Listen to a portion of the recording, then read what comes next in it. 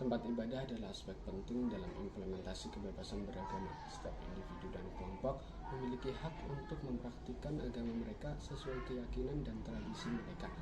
Namun, sayangnya dalam beberapa kasus, kaum minoritas dalam wilayah tertentu menghadapi kesulitan dalam membangun tempat ibadah mereka.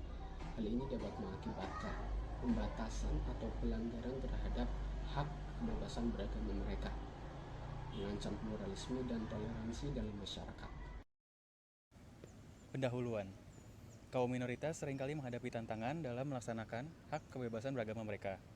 Diskriminasi agama, intoleransi, dan kurangnya dukungan pemerintah sering menjadi hambatan dalam proses pembangunan tempat ibadah. Tantangan ini dapat menghambat minoritas dalam membangun dan mengakses tempat ibadah yang dibutuhkan untuk melaksanakan praktik keagamaan mereka. Salah satu masalah utama yang dihadapi kaum minoritas adalah keterbatasan akses terhadap tanah. Mereka sering mengalami kesulitan dalam memperoleh tanah yang diperlukan untuk membangun tempat ibadah. Alasan seperti prasangka sosial, politik, atau hukum dapat menghalangi mereka dalam memperoleh tanah atau menempatkan tempat ibadah mereka di lokasi yang diinginkan. Selain itu, izin dan regulasi yang kompleks juga bisa menjadi penghalang dalam proses pembangunan tempat ibadah. Persyaratan perizinan yang rumit, proses yang panjang, dan interpretasi yang ambigu dapat menyulitkan minoritas dalam mendapatkan izin yang diperlukan untuk membangun tempat ibadah mereka. Sikap prasangka dan intoleransi juga menjadi isu serius. Minoritas sering menjadi sasaran diskriminasi agama dan ancaman kekerasan oleh kelompok yang tidak setuju dengan keberadaan tempat ibadah mereka. Tindakan vandalisme, protes, atau ancaman dapat menciptakan lingkungan yang tidak aman dan tidak kondusif bagi minoritas dalam melaksanakan praktik keagamaan mereka. Keterbatasan sumber daya juga menjadi masalah yang dialami oleh kaum minoritas. Mereka mungkin mengalami kesulitan finansial dalam membangun tempat ibadah yang memadai. Keterbatasan sumber daya keuangan dapat menghambat kemampuan mereka untuk memperoleh tanah, membangun struktur yang sesuai, atau memperoleh sumber daya lain yang diperlukan untuk membangun tempat ibadah. Kementerian Agama mencanangkan bahwa tahun 2022 sebagai tahun toleransi. Tapi coba kamu cek ini. Video ini viral beberapa waktu belakangan. Isinya penolakan ibadah Natal di Cilebut, Bogor. Selain warga, polisi dan tentara juga hadir di lapangan. Kasus ini kemudian berakhir damai dan polisi sebut ada salah paham. Namun, kejadian ini meninggalkan impresi buruk bagi kebebasan beragama. Muldoko, Kepala Staf Kepresidenan, bahkan sebut peristiwa tadi sebagai kemunduran. Tapi nih, Pak Muldoko, kondisi kebebasan beragama di kita memang mundur loh. Per September 2022 saja sudah ada 32 peristiwa gangguan dan penolakan rumah ibadah. Salah satu kasus yang curi perhatian ialah ketika Bupati Lebak, Iti Oktavia Jayabaya, melarang kegiatan ibadah di ruko. Alasannya perizinan. Gantinya warga Maja dipersilakan ibadah di Rangkas Bitung. Saya tidak pernah melarang untuk orang beribadah. FKUB menyampaikan keresahan warga, termasuk camat, keresahan warga ada ibadah-ibadah di rumah-rumah di Kecamatan Maja. Sebetulnya dari pengembang sendiri juga keberatan itu digunakan karena ruko-ruko dan rumah-rumah itu sudah menjadi milik pribadi. Nah, menanggapi hal itu, kami kan harus melakukan kewaspadaan dini. Persoalannya, izin mendirikan rumah ibadah enggak segampang itu. Masih di provinsi yang sama, pembangunan gereja HKBP Maranatha di Cilegon ditolak. Pada 2019 silam, sekelompok warga mengatasnamakan Forum Umat Islam Bersatu menolak pembangunan gereja paroki Santo Joseph di Kabupaten Karimun, Kepulauan Riau. Pada tahun yang sama, peristiwa penolakan ini juga muncul. Kemudian di Aceh, Jemaat GKPPD Sanggaberu terpaksa melakukan kebaktian di bawah terpal setelah aparat merobohkan gereja mereka pada 2015 sebab enggak berizin.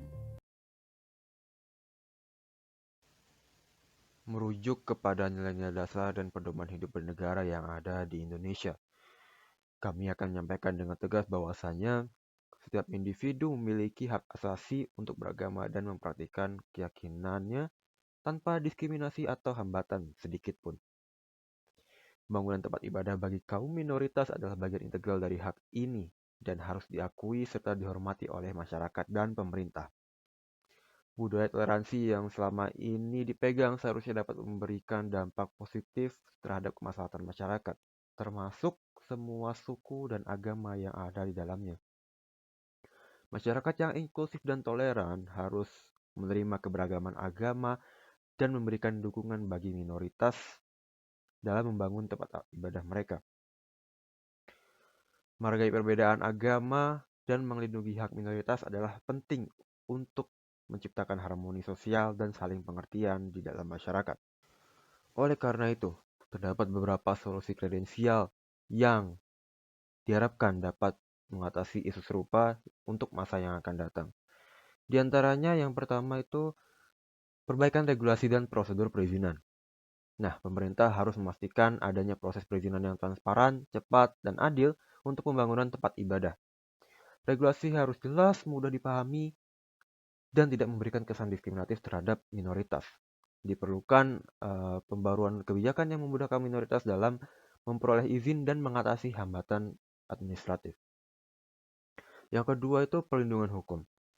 Undang-undang dan peraturan harus melindungi hak minoritas dalam membangun tempat ibadah mereka. Perlindungan hukum yang kuat akan memberikan rasa keamanan bagi minoritas dan menghindari tindakan diskriminatif atau kekerasan terhadap tempat ibadah mereka. Yang ketiga itu dialog antar agama dan kerjasama. Nah, dialog antar agama dan kerjasama lintas agama tujuannya untuk membangun pemahaman, saling pengertian, dan mendukung pembangunan tempat ibadah bagi semua komunitas agama. Nah, ini bisa melibatkan pemimpin agama, tokoh masyarakat, dan kelompok-kelompok masyarakat. Mereka akan diikutkan dalam dialog konstruktif yang dapat membantu menciptakan lingkungan yang inklusif serta mendukung untuk membangun semua tempat ibadah untuk komunitas agama-agama. Yang terakhir itu adalah dukungan finansial. Nah, skema pendanaan yang adil dan inklusif oleh pemerintah setempat serta bantuan teknis untuk perencanaan dan pembangunan akan membantu mengatasi keterbatasan sumber daya yang sering dialami oleh minoritas. Nah, tentu dari solusi-solusi tersebut, semua elemen masyarakat harus bergotong royong dan membentuk sinergi demi terwujudnya toleransi yang damai, tentram, dan harmonis. Kesimpulannya adalah pembangunan tempat ibadah bagi kaum minoritas adalah isu yang kompleks dan membutuhkan solusi yang komprehensif. Dalam rangka menjaga kebebasan beragama dan menghormati hak asasi manusia, diperlukan langkah-langkah solusi yang bisa diimplementasikan dengan tepat. Melalui upaya kolaboratif dari pemerintah, masyarakat, dan organisasi masyarakat sipil, kita dapat menciptakan lingkungan yang inklusif, menghormati keberagaman agama, dan memastikan bahwa kaum minoritas memiliki kesempatan yang sama dalam membangun tempat ibadah sesuai dengan keyakinan mereka. Sekian dari pemaparan kelompok kami. Apabila ada salah-salah kata, mohon dimaafkan. Terima kasih.